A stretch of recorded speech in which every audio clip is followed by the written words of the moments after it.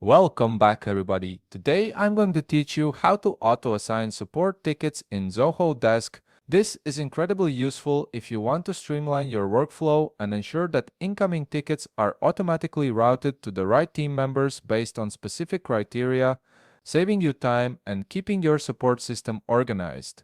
First, go to Zoho Desk and log in to your Zoho account. Once you're logged in, you'll land on your Zoho Desk dashboard.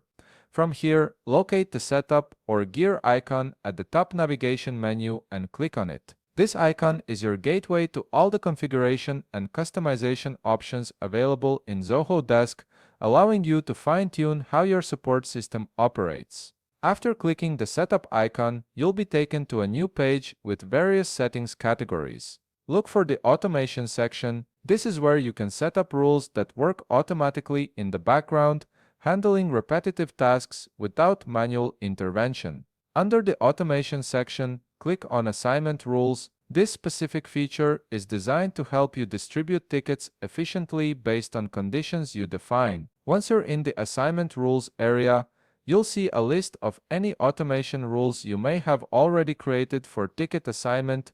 To create a new one, simply click on New Direct Assignment, which is located on the top right part of your screen. A dialog box will appear prompting you to enter a rule name and a description. Choose a name that clearly reflects what this rule does, and add a brief description so you and your team understand its purpose at a glance.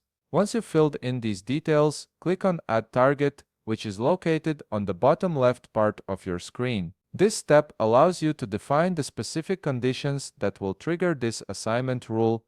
Now you're at the heart of the automation setup, where you'll configure the criteria for the assignment. Click on the drop-down menu to select the criteria you want to use. This could be based on ticket priority, customer type, department, or any other field that's relevant to your workflow.